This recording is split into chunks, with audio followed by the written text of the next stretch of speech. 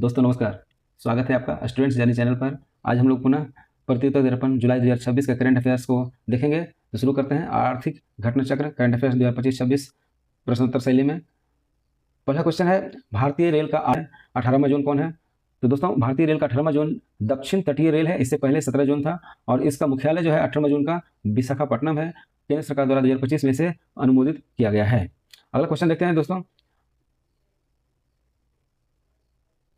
नीति आयोग का उपाध्यक्ष हाल ही में किसे नियुक्त किया गया है? तो नीति आयोग का उपाध्यक्ष हाल ही में AK लाहिड़ी को किया गया है। ये 15वें वित्त आयोग के सदस्य रह चुके हैं और वाजपेयी सरकार में आर्थिक सलाहकार भी थे।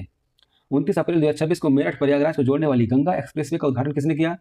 तो 29 अप्रैल 2026 को मेरठ प्रयागराज को जोड़ने वाली गंगा एक्सप्रेसवे का उद्घाटन प्रधानमंत्री श्री नरेंद्र मोदी के द्वारा किया गया। इसकी लंबाई 594 किलोमीटर है और उत्तर प्रदेश के यह 12 जिलों को जोड़ती है। अगला क्वेश्चन है, बीमा क्षेत्र में FDI की सीमा 74% से बढ़ाकर कितनी कर दी गई है? 100%। 2 मई 2026 को इसकी अधिसूचना जारी की गई थी। FDI के संचालित सेवा भाग प्रतिशत LIC में 20% इसका संचालित भाग है। अगला क्वेश्चन देखते हैं कि स्वर्ण आयात भारतीय अर्थव्यवस्था पर दबाव क्यों डालती है? स्वर्ण का आयात अभी हाल ही में प्रधानमंत्री द्वारा स्वर्ण को खरीदने से यहाँ के लोगों को मना किया गया था, रोका गया था। तो आखिर इसकी आवश्यकता क्यों पड़ी? तो इसका असर भारतीय अर्थव्यवस्था पर क्या पड़ता है? तो दोस्तों इससे हमारे व्यापार घाटे में वृद्धि होती है, चालू खाते पर दबाव बढ़ता है और बड़ी मात्रा में विदेशी मुद्रा का बहिर्प्रभाव होता है। मतलब भारतीय मुद्रा विदेशी मुद्रा विदेश में मतलब भारत में ना रह करके भारत से बाहर चली जाती है। मध्य पूर्व इसका कारण क्या है? मध्य पूर्व में अस्थिरता की स्थिति जो है, सोना और चांदी पर आयात शुल्क भी सरकार जो है उसको बढ़ा दिया था। चांदी पर आयात शुल्क 15% कर दिया, जबकि प्लेटिनम पर प्रभावी दर 6.4 से बढ़ा करके 15.4% कर दिया है। अगला क्वेश्चन है दोस्तों कि 2026 तक भारत ने 5I अलायंस से कितने देशों के साथ मुक्त व्यापार समझौता यानी कि विस्तृत आर्थिक सहयोग एवं व्यापार समझौता किया है? तो यह है दोस्तों 5I जो अलायंस है, सिग्नल इंटेलिजेंस गठबंधन है। ये UK, USA, Canada, Australia, New Zealand इसका एक गठबंधन है और इसके 3 देशों के साथ में भारत जो है समझौता किया है। नीति आयोग क्या है? नीति आयोग एक थिंक टैंक एवं परामर्शदात्री संस्था है। इसके उपाध्यक्ष एवं सदस्यों की नियुक्ति प्रधानमंत्री के अनुमोदन पर की जाती है। आपातकालीन क्रेडिट लाइन गारंटी योजना 5.0 क्या है? आपातकालीन क्रेडिट लाइन गारंटी योजना 5.0 है। MSME को 100% और गैर MSME के साथ एयरलाइन क्षेत्र के लिए 90% क्रेडिट गारंटी कवरेज है। मतलब MSME क्षेत्र अगर है तो उसको 100%, अगर गैर MSME क्षेत्र है और उसके साथ साथ एयरलाइंस क्षेत्र को भी 90% तक क्रेडिट गारंटी कवरेज प्रदान की गई है। प्रति उधारकर्ता इसमें अधिकतम 1000 करोड़ रुपये की सीमा है, ऋण सीमा है और भुगतान की जो अवधि है ये 7 वर्ष निर्धारित की गई है। अगला क्वेश्चन देखते हैं, केंद्रीय प्रभारी ऑफिस पोर्टल किसके द्वारा लॉन्च किया गया है? सेंट्रल प्रभारी ऑफिसर पोर्टल जो है CPO, सेंट्रल प्रभारी ऑफिसर पोर्टल लॉन्च किया गया है नीति आयोग के द्वारा। नीति आयोग ही जो है इस पोर्टल को लॉन्च किया है। इसका मुख्य उद्देश्य क्या है? भारत का इसमें 5वां स्थान है। अगला क्वेश्चन है, विश्व माइग्रेशन वर्ल्ड माइग्रेशन रिपोर्ट 2026 के तहत 2024 में विदेश से सर्वाधिक धन प्रेषण रेमिटेंस किस देश को प्राप्त हुआ है? तो सबसे अधिक धन प्रेषण जो भारत को हुआ है $137 अरब विदेश से। दूसरे नंबर मैक्सिको है $68 अरब और तीसरे नंबर चीन है $48 अरब। अगला क्वेश्चन है, डिजी लॉकर के साथ पारिवारिक रजिस्टर जन आधार को किस राज्य ने लागू किया है? डिजी लॉकर के साथ पारिवारिक रजिस्टर जन आधार को लागू करने वाला जो राज्य है वो है हमारा राजस्थान है। अगला क्वेश्चन देखते हैं, न्यायमूर्ति अरविंद कुमार की अध्यक्षता में गठित उच्च अधिकार प्राप्त समिति का संबंध किससे है? न्यायमूर्ति अरविंद कुमार की अध्यक्षता में गठित उच्च अधिकार समिति का जो संबंध है अदालतों में बुनियादी ढांचा संबंधी जरूरतों के आकलन के लिए किया गया है। अगला क्वेश्चन, डिजिटल राइजिंग स्टेट का दर्जा किसे मिला है? डिजिटल राइजिंग स्टेट का दर्जा जो मिला है ये हमारा पूर्वोत्तर राज्य है नागालैंड, उसको दिया गया है। अगला, केरल का नया मुख्यमंत्री कौन है? केरल का जो नया मुख्यमंत्री है उन्हें किन्हें बनाया गया है? तो केरल का नया जो मुख्यमंत्री है वो VD सतीशन है, कांग्रेस पार्टी के हैं। VD सतीशन कांग्रेस पार्टी के हैं, इन्हीं को केरल का नया मुख्यमंत्री बनाया गया है। अगला क्वेश्चन देखते हैं, ब्रिक्स प्लस, ब्रिक्स ब्रिटेन रसिया सॉरी भारत, रसिया,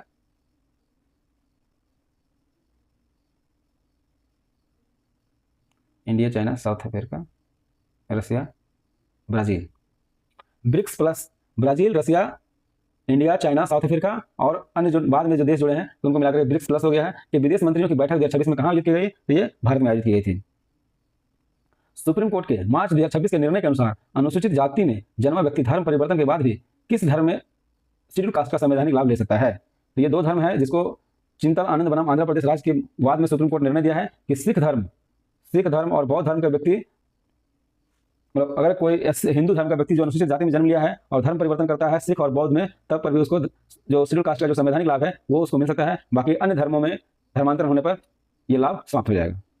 चिंतानंदपुरम आंध्र प्रदेश राज्य। अगला क्वेश्चन है नीमो जुडेक्स इन कासासुआ। नीमो जुडेक्स इन कासासुआ का संबंध किससे है? तो यह एक न्यायिक रिक्यूजल है जिसका अर्थ होता है किसी वाद से स्वेच्छा से अलग हो जाना। भारत में कोई विधि प्रावधान इसका नहीं है, लेकिन अभी हाल के दिनों में कई ऐसी घटनाएं घटी है जो इसको चर्चा में ला दिया है। इसमें अभी हाल ही में जो chief justice of India Suryakant हैं उनके द्वारा मुख्य चुनाव आयुक्त व अन्य नियुक्ति अधिनियम 2023 से और न्यायमूर्ति स्वर्णकांता शर्मा ने अरविंद केजरीवाल व अन्य के विरुद्ध शराब मामले से स्वयं को अलग कर लिया था। अगला क्वेश्चन है WIPO के वैश्विक नवोन्मेष सूचकांक 2025 में भारत का रैंक क्या है? वैश्विक बौद्धिक संपदा संगठन द्वारा जारी वैश्विक नवोन्मेष सूचकांक 2025 में भारत का रैंकिंग 139 अर्थव्यवस्थाओं में से 38 है। 139 जो देश हैं मुख्य अर्थव्यवस्था है उसमें से भारत का स्थान 38 है। तो भारत का इसमें बौद्धिक संपदा संगठन द्वारा जारी रैंकिंग है उसमें नवोन्मेष सूचकांक में 38वां स्थान है, याद रखिएगा। अगला क्वेश्चन है यूज इट और लूज इट। क्वेश्चन है यूज इट या लूज इट यानी उपयोग करो या खो दो। प्रकृति के कारण दीर्घ अवधि भंडारण में दिक्कत जो है हो सकती है, किस तत्व की उसके भंडारण में दिक्कत हो सकती है? या तो यूज कर लो या तो खो दो। तो स्वाभाविक है कि ज़्यादा देर तक भंडारण करेंगे तो नष्ट हो सकता है। तो इसके लिए वो जो तत्व है वो है हीलियम। अगर हीलियम ऐसा तत्व है जो इसके जो प्रमुख उत्पादक देश है कतर है, अल्जीरिया है, रूस है। कतर अकेले विश्व का 34% हीलियम उत्पादन करता है। अभी हाल ही में जो रूस अमेरिका और ईरान युद्ध हो रहा था उसमें रस लफेन कॉम्प्लेक्स जो है उस पर हमला करने के कारण जो क्षतिग्रस्त हो गया था और ये जो हीलियम की आपूर्ति है वो बाधित हो गई थी। इसी कारण से ये चर्चा में आ गया था हीलियम गैस। अगला क्वेश्चन 9वां हिंद महासागर सम्मेलन 2026 कहाँ आयोजित किया गया था? 9वां हिंद महासागर सम्मेलन 2026 जो आयोजित किया गया था मॉरिशस के पोर्ट लुई, मॉरिशस राजधानी पोर्ट लुई में किया गया था। अगला क्वेश्चन है अप्रैल 2026 में किन 5 राज्यों के शासित प्रदेशों में विधानसभा चुनाव हुआ था? तो अप्रैल 2026 में जो राज्य जहाँ चुनाव हुए थे उसमें पहला राज्य का देखते हैं तो पश्चिम बंगाल है और वहाँ पहली बार भाजपा की सरकार बनी है और मुख्यमंत्री उसके जो है शुभेंदु अधिकारी बने हैं। इसमें 208 सीट जो है बीजेपी जीती है और वहाँ पर सरकार बहुमत से बना लिया है और टीएमसी 80% मिल गई थी जो ममता बनर्जी की पार्टी है। अगला जो राज्य है तमिलनाडु में भी चुनाव हुआ और वहाँ सबसे ज़्यादा आश्चर्यजनक तस्वीर देखने को मिला है जहाँ पहली बार जो टीवी के पार्टी है उसने चुनाव लड़ा था और 108 सीट पर जीत गया पहली बार में। और ये थलापति विजय की पार्टी थी और वो निर्दलीय और अन्य जो सहयोगी दल थे उनके सहयोग से सरकार गठन कर लिया। डीएमके 73 सीट पर सिमट गया जबकि AIDMK जो पार्टी गठबंधन था वो 47 में। 64 वर्ष बाद पहली बार ऐसा हुआ है कि गैर दलवित जो आदमी है वहाँ तमिलनाडु का मुख्यमंत्री बना है चंद्रशेखर जोसेफ विजय। अगला जो राज्य केरल के 102 सीट में UDF की विजय हुआ और उसमें 140 में से 102 सीट जो है UDF को प्राप्त हुआ और उसमें अकेले 63 कांग्रेस को मिला है और इसी कारण से CM VD सतीशन को बनाया गया जो कांग्रेस के नेता हैं। अगला राज्य देखते हैं तो वो आसाम है। असम 102 सीट में बीजेपी को 82 सीट आगे प्राप्त हुआ और असम गण परिषद और BAPF जो है 10-10 सीट जीती। इस प्रकार से 102 सीट उनको मिला और कांग्रेस को मात्र 21 सीट मिला और असम में बीजेपी की सरकार है। अगला पांडिचेरी या पुडुचेरी जो है उसके जो मुख्यमंत्री बने हैं एन रंगास्वामी बने हैं। अगला क्वेश्चन है आदम श्रेणी का तीव्र गतिबोध अचल भारतीय तटरक्षक बल में शामिल हुआ है। आदम गलती से लिखा गया है। आदम में श्रेणी का तीव्र गतिबोध जो है अचल नाम है, अचल भारतीय तटरक्षक बल में शामिल हो गया है और इसका निर्माण गोवा शिपयार्ड लिमिटेड के द्वारा किया गया था और ये 8 में से 5वां बेड़ा है। सुप्रीम कोर्ट में न्यायाधीशों की अधिकतम संख्या कितनी हो गई है? तो हाल ही में सुप्रीम कोर्ट में न्यायाधीशों की संख्या अधिकतम चीफ जस्टिस ऑफ इंडिया को मिलाकर 38 हो गई है। यह 17 मई 2026 को राष्ट्रपति द्वारा अध्यादेश के माध्यम से घोषणा किया गया है। देश में अब CJI सहित 38 जज हो गए हैं सुप्रीम कोर्ट में। अगला क्वेश्चन है MIRV multiple independently targeted re entry vehicle. Multiple independently targetable re entry vehicle अभी हाल ही में सिस्टम जो है प्रयोग किया गया है। यह किस युद्ध में प्रयोग किया गया है? जो अनेक परमाणु या पारंपरिक हथियार को ले जा सकता है। यह ईरान और इजराइल युद्ध में प्रयोग किया गया था ईरान के द्वारा। अगला क्वेश्चन है MP के धार स्थित भोजशाला परिसर जो है अभी हाल ही में इंदौर हाईकोर्ट के द्वारा उसके संबंध में क्या फैसला दिया गया है? MP के धार स्थित भोजशाला परिसर को इंदौर हाईकोर्ट ने वाग्देवी सरस्वती को मंदिर माना है। वाग्देवी जो सरस्वती माता है उनके मंदिर को घोषित किया गया है। अगला क्वेश्चन है आंध्र प्रदेश के मुख्यमंत्री चंद्रबाबू नायडू आंध्र प्रदेश में जो मुख्यमंत्री चंद्रबाबू नायडू हैं, बच्चों के जन्म पर क्या प्रोत्साहन राशि घोषित किया है? तो उनके द्वारा घोषणा किया गया है कि अगर दूसरा बच्चा जन्म लेता है तो उनको 25,000 रुपया प्रोत्साहन राशि मिलेगा, तीसरे बच्चे में 30,000 रुपया और चौथे बच्चे में 40,000 रुपये प्रोत्साहन राशि मिलेगा। तो देश का पहला राज्य है जहां बच्चे को अधिक बच्चे जन्म लेने पर उन्हें प्रोत्साहन राशि दिया जा रहा है। समान नागरिक संहिता यूसीसी विधेयक पारित करने वाला तीसरा राज्य कौन बन गया है? तो समान नागरिक संहिता विधेयक पारित करने वाला तीसरा राज्य जो है आसाम है। 17 मई 2026 को ये पारित किया है। 17 मई 2026 को पारित किया। उसके पहले उत्तराखंड और गुजरात कर चुका था। तो उत्तराखंड गुजरात के बाद असम तीसरा राज्य बना है। अगला क्वेश्चन, प्रधानमंत्री नरेंद्र मोदी की जो 15 से 20 मई 2026 की आधिकारिक यात्रा रही, किन 5 देशों की रही? प्रधानमंत्री की 15 से 20 मई की 2026 की आधिकारिक यात्रा, पहला UAE, Netherlands, Sweden, Norway, Italy. ये 5 देश की यात्रा प्रधानमंत्री श्री नरेंद्र मोदी द्वारा किया गया था। यूएई, नीदरलैंड्स, स्वीडन, नॉर्वे और इटली। यूएई की जो Emirates NBD national bank of Dubai, UAE की जो Emirates national bank of Dubai द्वारा किस भारतीय बैंक को खरीदने की घोषणा किया गया है? तो वह है आरबीएल बैंक। $3 अरब में। कितने डॉलर में? तो $3 अरब में इसको खरीदने की घोषणा किया गया है Emirates national bank of Dubai के द्वारा। अगला क्वेश्चन देखते हैं, भारत में गुजरात में पहले front end semiconductor fab, Bharat में गुजरात में पहले फ्रंट एंड सेमीकंडक्टर फैब के लिए टाटा इलेक्ट्रॉनिक्स वो नीदरलैंड की ASML कंपनी के बीच में समझौता किया गया है। टाटा इलेक्ट्रॉनिक्स और नीदरलैंड की ASML कंपनी के बीच में इस फ्रंट एंड सेमीकंडक्टर फैब के लिए समझौता किया गया है। ये जो समझौता हुआ है मोदी की नीदरलैंड यात्रा के दौरान 11वीं सदी का, इसमें ताम्रपत्र जो है वो भारत को वापस दिया गया है नीदरलैंड की सरकार के द्वारा। और ये जो सेमीकंडक्टर समझौता हुआ है वो टाटा इलेक्ट्रॉनिक्स एवं नीदरलैंड की ASML कंपनी के बीच में हुआ है। अगला क्वेश्चन देखते हैं, स्वीडन की यात्रा के दौरान प्रधानमंत्री मोदी को कौन सा सर्वोच्च सम्मान दिया गया है? स्वीडन की यात्रा के दौरान सर्वोच्च सम्मान जो वहां का है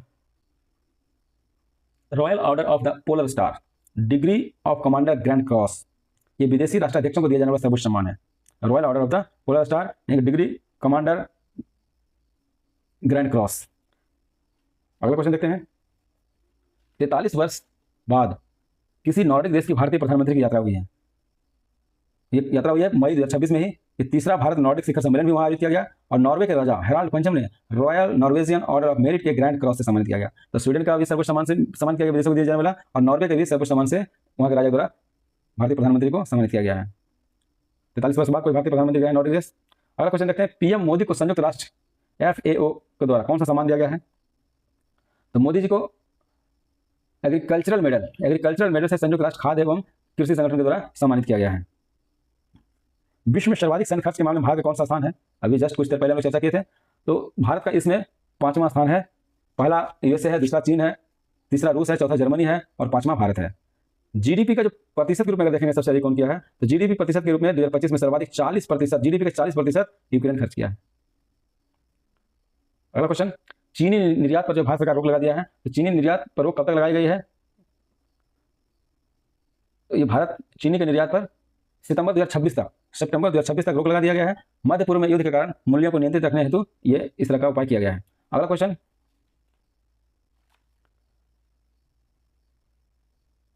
थोक मूल्य सूचकांक का आधार वर्ष क्या है? 2011-12। ये तो पुराना ही है थोक मूल्य सूचकांक का। अगला क्वेश्चन है कि न्यूनतम समर्थन मूल्य MSP कैसे निर्धारित किया जाता है? न्यूनतम समर्थन मूल्य निर्धारित किया जाता है औसत उत्पादन लागत का 1.5 गुना। औसत उत्पादन लागत का 1.5 गुना जो है ये न्यूनतम समर्थन मूल्य निर्धारित किया जाता है। और यह अभी तक कुल 14 फसलों को घोषित किया जाता है। चीनी के लिए MSP के स्थान पर FRP fair and remunerative price घोषित किया जाता है। चीनी के लिए MSP घोषित नहीं किया जाता है।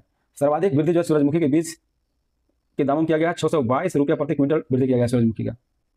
और जबकि सर्वाधिक जो प्रतिफल प्राप्त होगा किस फसल पर होगा? तो नए MSP से लागत पर सर्वाधिक प्रतिफल जो प्राप्त होगा वो मूंग की खेती पर 61%, मूंग की खेती पर 61% प्रतिफल प्राप्त होगा।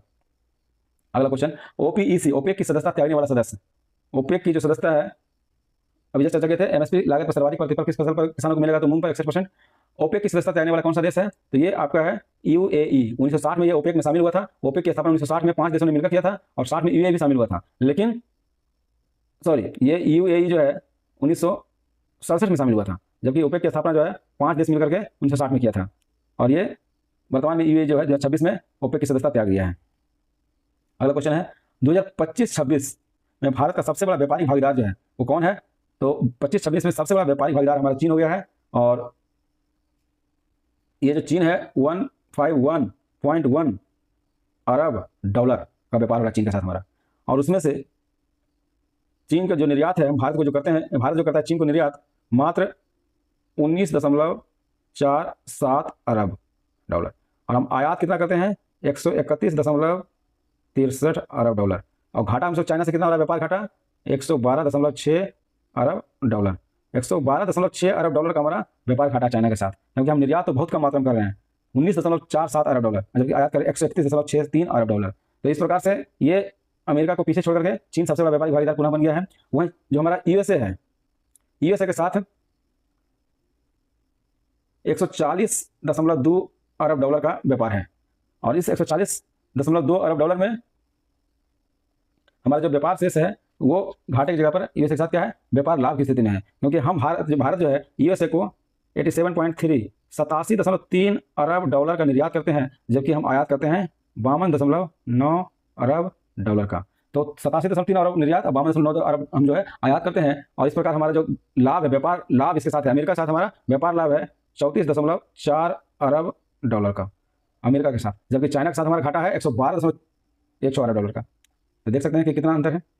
अगला क्वेश्चन देखते हैं, भारत यूएसए व्यापार स्थिति क्या है। तो अभी जस्ट चर्चा किया है कि भारत का यूएसए को निर्यात करते हैं 87.3 अरब डॉलर, और यूएसए से आयात करते हैं 52.9 अरब डॉलर, और इस प्रकार व्यापार लाभ हमारा 34.4 अरब डॉलर। अटल पेंशन योजना क्या है।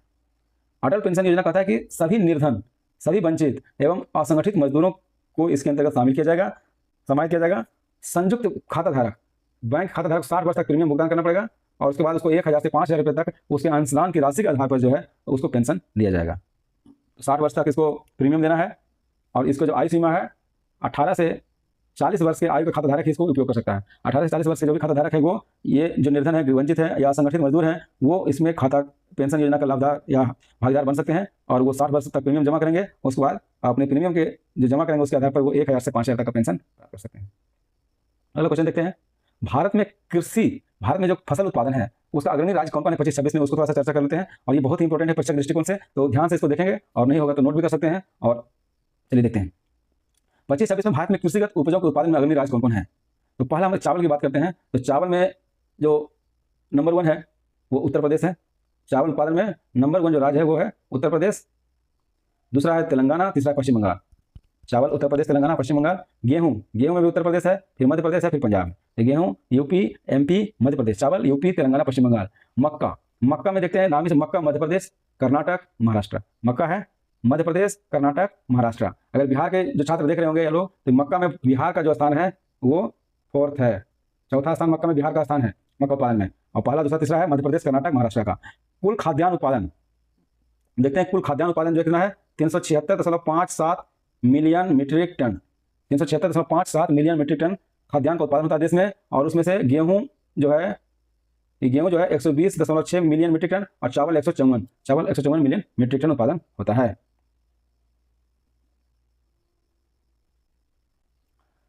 उसी प्रकार चावल गेहूं के बाद मक्का देख लिया। ज्वार में देखते हैं,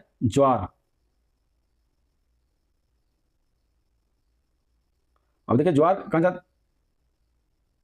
में अगर हम देखते हैं तो महाराष्ट्र 1 नंबर पर है, कर्नाटक है और यूपी है। ज्वार में महाराष्ट्र, कर्नाटक, यूपी। फिर हम अगर बाजरा की बात करते हैं तो बाजरा में राजस्थान, यूपी, हरियाणा। तो बाजरा में राजस्थान, यूपी, हरियाणा है, तो ध्यान रखिएगा बाजरा राजस्थान और ज्वार महाराष्ट्र 1 नंबर में है। श्री अन्न बाजरा में जैसे है उसी तरह से श्री अन्न भी राजस्थान 1 नंबर पर है, फिर यूपी, कर्नाटक है। अब टोटल अनाज में अगर देखते हैं तो टोटल अनाज ये बहुत इंपॉर्टेंट है कि अनाज उत्पादन में जो है सीरियल उत्पादन में नंबर 1 कौन है यूपी, दूसरे नंबर पर कौन है एमपी, और तीसरे नंबर पर कौन है पंजाब, और चौथे नंबर पर कौन है चौथा पर तेलंगाना, और 5th पर अपना बिहार। तो खाद्यान्न उत्पादन में बिहार का स्थान 5वां है, पहला स्थान यूपी का है, दूसरा एमपी का है, तीसरा पंजाब का है, और चौथा तेलंगाना का है। तो UP, MP, Punjab, Telangana, Bihar 5 state याद रखिए जो खाद्यान्न उत्पादन में अग्रणी है, क्योंकि खाद्यान्न के बारे में परीक्षा में अक्सर पूछा जाता है क्वेश्चन, तो इसको ध्यान में रखिएगा, और ये अपडेटेड है, करंट है। दलहन के बारे में भी थोड़ा चर्चा कर लेते हैं कि दलहन में देखते हैं कि चना का जो है सबसे अधिक उत्पादक राज्य है महाराष्ट्र है।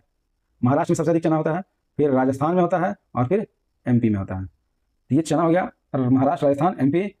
चना के बाद देखते हैं उड़द, उड़द में भी एमपी, आंध्रा। मसूर, मसूर में यूपी एमपी, देखिए मसूर में यूपी है, एमपी है और वेस्ट बंगाल भी है और चौथा में बिहार भी है। 4 गो है। मूंग, मूंग में देखिए मूंग में एमपी है, राजस्थान है, यूपी है, कर्नाटक है। तो मिला जुला करके दलहन में नंबर 1 एमपी ही है। कुल दाल अगर देखते हैं, कुल दाल के उत्पादन में अगर बात करें, कुल दाल, तो कुल दाल में हो जाएगा नंबर 1 पर यूपी, नहीं सॉरी, कुल दाल में नंबर पर हो जाएगा एमपी, नंबर 1 दाल में एमपी, महाराष्ट्र, राजस्थान। एमपी, महाराष्ट्र, राजस्थान दलहन में है नंबर 1। कुल खाद्यान्न, कुल खाद्यान्न में अगर देखते हैं तो कौन राज्य नंबर 1 है? UP, MP, Punjab, Rajasthan. अगर हम थोड़ा तिलहन की बात कर लेते हैं तो तिलहन में मूंगफली, ये भी इंपॉर्टेंट करके पूछते रहता है कि मूंगफली का सर्वाधिक उत्पादक राज्य कौन है? तो ये गुजरात है, नंबर 1 गुजरात, उसका पड़ोसी राजस्थान और एमपी। ये मूंगफली का गुजरात, राजस्थान, एमपी है। और तिल का देखते हैं तो तिल में पश्चिम बंगाल है, तिल जो है वेस्ट बंगाल, यूपी, गुजरात। उसी तरह से सोयाबीन बहुत इंपॉर्टेंट है। ये सोयाबीन सबसे अधिक उत्पादन कौन करता है? तो सोयाबीन सोया प्रदेश के नाम से जाना जाता है उस मध्य प्रदेश को, तो सोयाबीन हो जाएगा एमपी, एमपी, महाराष्ट्र, राजस्थान। मूंगफली में भी गुजरात, राजस्थान, मध्य प्रदेश है और सोयाबीन में मध्य प्रदेश, राजस्थान, महाराष्ट्र, राजस्थान है। उसी प्रकार सूरजमुखी है, कर्नाटक में सूरजमुखी सबसे अधिक होता है, सूरजमुखी कर्नाटक, हरियाणा, उड़ीसा। और इंपॉर्टेंट एक है सरसों, राजस्थान पीला पला खेत ज़्यादा हो जाता है, यूपी, हरियाणा, एमपी। तो इस तरह से देखते हैं तो दलहन में मध्य प्रदेश सबसे अधिक है, कुल खाद्यान्न में यूपी नंबर 1 है और तिलहन में नंबर 1 राजस्थान है। राजस्थान तिलहन का राजा है, फिर गुजरात है और फिर एमपी है, फिर महाराष्ट्र है, फिर यूपी है। लेकिन सोयाबीन में नंबर 1 मध्य प्रदेश, सरसों राजस्थान, मूंगफली में गुजरात। भारत के जो नए सीडीएस हैं अभी किन्हें बनाया गया है? सॉरी, थोड़ा सा और देख लेते हैं कृषि का। कृषि में देखते हैं गन्ना, गन्ना भी बहुत महत्वपूर्ण है। गन्ना में नंबर 1 हमारा यूपी है, उसका आगे पीछे कोई नहीं है, 2296.9 लाख टन यूपी। दूसरे पर महाराष्ट्र 1316, तीसरे पर कर्नाटक, यूपी, महाराष्ट्र, कर्नाटक और चौथा पर बिहार।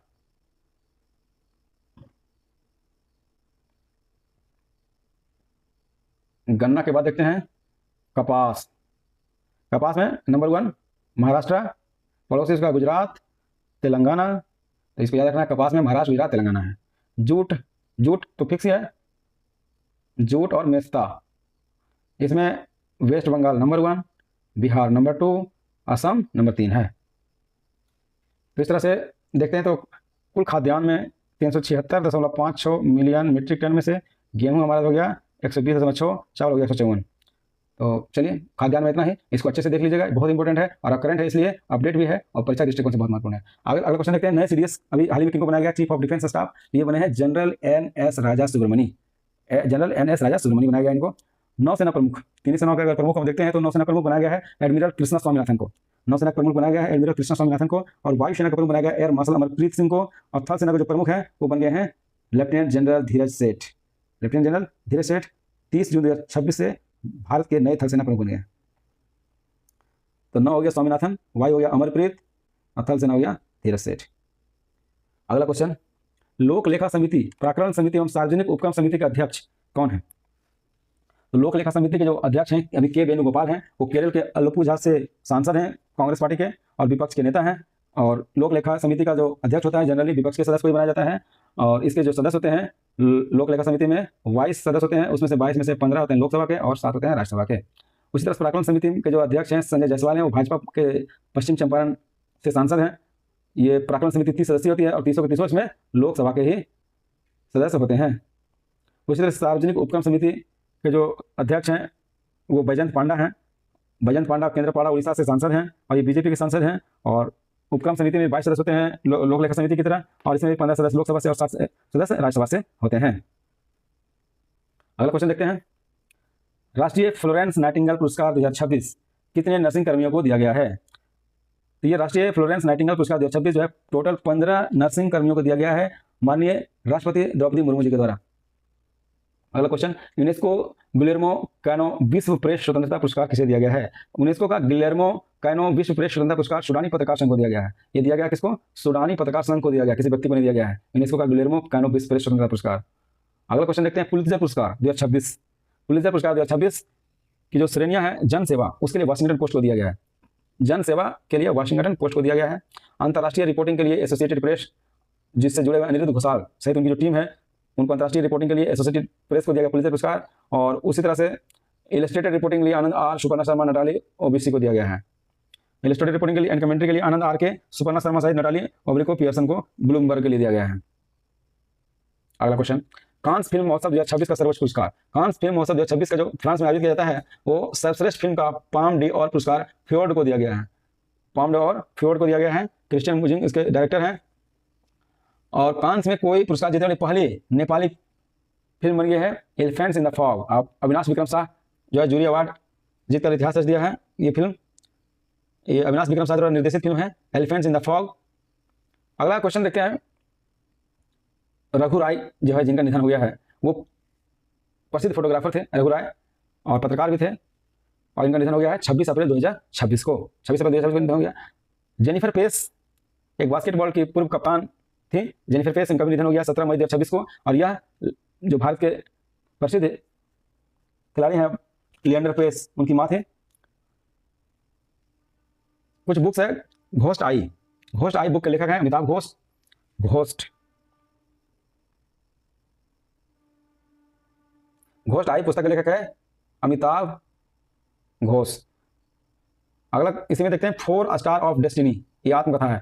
4 स्टार ऑफ डेस्टिनी, ये ऑटोबायोग्राफी है इनका, जनरल मनोज मुकुंद नरवणे, इनका जो है आत्मकथा है 4 स्टार ऑफ डेस्टिनी। और घोस्ट आई पुस्तक लिखे हैं अमिताभ घोष। प्रगति सैन्य अभ्यास 2026 कहाँ आयोजित किया गया था? ये प्रगति सैन्य अभ्यास 2026 है, ये भारत और अन्य 12 मित्र देश के साथ हुआ था। ये मेघालय के उमरई में हुआ था। कहाँ हुआ था प्रगति सैन्य अभ्यास? मेघालय के उमरई में हुआ था। 1 मई विश्व मजदूर दिवस, श्रम दिवस क्यों मनाया जाता है? क्योंकि इसी दिन 1886 में उचित सेवा शर्तों, शोषण, दमन के विरुद्ध मनोवांछित अधिकारों की प्राप्ति के लिए यूएसए के शिकागो में शहीद हुए थे मजदूर, उन्हीं की याद में मनाया जाता है 1 मई को। 3 मई को विश्व प्रेस स्वतंत्रता दिवस है। विश्व प्रेस स्वतंत्रता दिवस है 3 मई। 8 मई जानते हैं रेड क्रॉस है। 9 मई विश्व प्रवासी पक्षी दिवस है, और ये 10 अक्टूबर को मनाया जाता है। 9 मई और 10 अक्टूबर 2 बार मनाया जाता है प्रवासी पक्षी दिवस। 11 मई इंपोर्टेंट है। 11 मई को क्या मनाते हैं? राष्ट्रीय प्रौद्योगिकी दिवस। 17 मई भी इंपोर्टेंट है, विश्व संचार दिवस है। 21 मई भी उतना इंपोर्टेंट है। 21 मई को मनाते हैं हम आतंकवाद निरोध दिवस या विरोध दिवस। इसी दिन 21 मई को भारत के पूर्व प्रधानमंत्री राजीव गांधी की हत्या कर दिया गया था, तो इस कारण से आतंकवादियों के द्वारा तो आतंकवाद विरोध दिवस मनाया जाता है। 22 मई को मनाते हैं हम लोग अंतर्राष्ट्रीय जैव विविधता दिवस मनाते हैं। एक और इंपोर्टेंट डेट है मई में 31 मई को हम लोग मनाते हैं विश्व तंबाकू निषेध दिवस। 31 मई। अगला क्वेश्चन है कि एथलेटिक्स फेडरेशन ऑफ इंडिया के तहत 29वीं राष्ट्रीय सीनियर एथलेटिक्स चैंपियनशिप 2026 कहाँ खेली गई? तो एथलेटिक्स फेडरेशन ऑफ इंडिया के तहत 29वीं राष्ट्रीय सीनियर एथलेटिक्स फेडरेशन प्रतियोगिता 2026 रांची में खेला गया था। इस प्रतियोगिता में सबसे तेज धावक कौन थे? तो 100 मीटर में गुरविंदर वीर सिंह कह सकते हैं, रिलायंस की तरफ से खेल रहे थे, और ये 100 मीटर को मात्र 10.09 सेकंड में ये सबसे तेज धावक बने। उसी तरह 400 मीटर की दौड़ में विशाल टीके तमिलनाडु के थे, और जो 45.5 सेकंड से कम समय पूरा करने वाले पहले भारतीय बन गए विशाल टीके। और 100 मीटर में सबसे तेज धावक गुरविंदर सिंह, 400 मीटर विशाल टीके।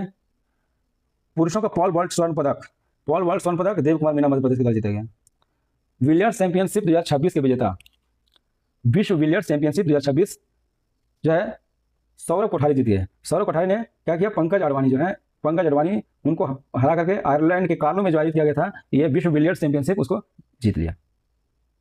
इसके पहले जो विलियर्स चैंपियनशिप हुआ था, विश्व विलियर्स चैंपियनशिप 2025, उसके भी विजेता सौरभ कोठारी थे।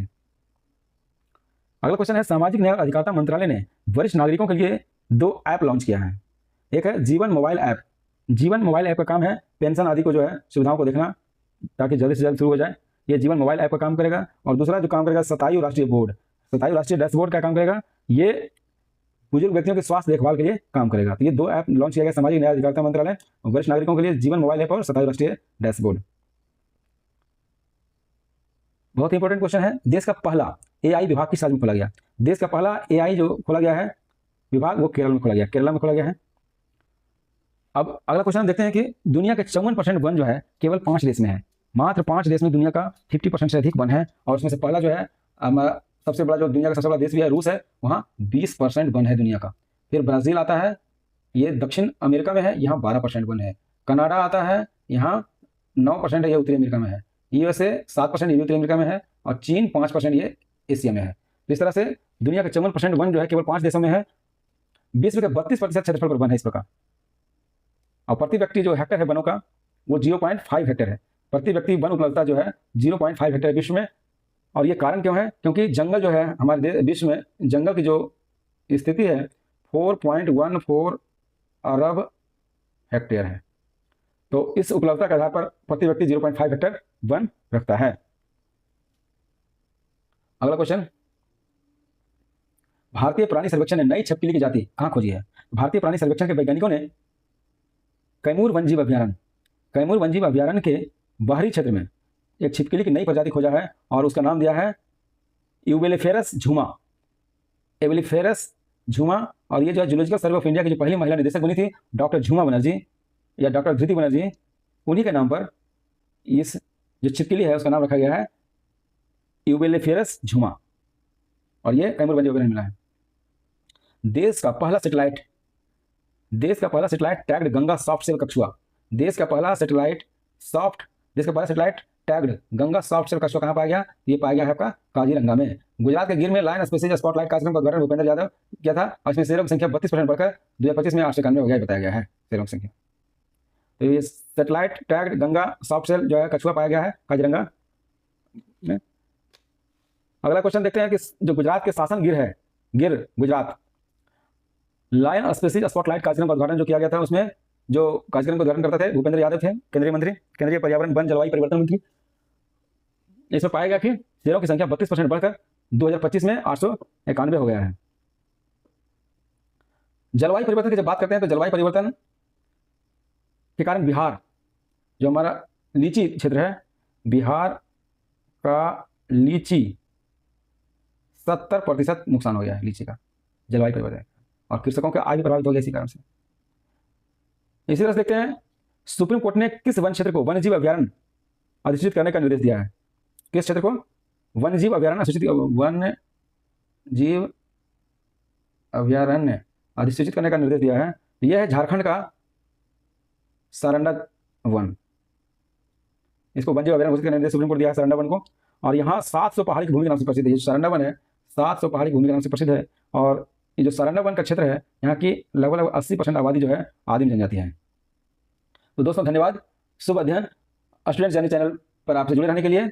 और इस प्रकार जो प्रतियोगिता दर्पण जुलाई 2026 के जो करंट अफेयर्स है उसको पूरी तरह से खत्म कर दिया गया है। इसको रिवाइज करते रहें और ये बहुत सारे जो परीक्षा आने वाले हैं उसमें उपयोगी साबित होगा। धन्यवाद।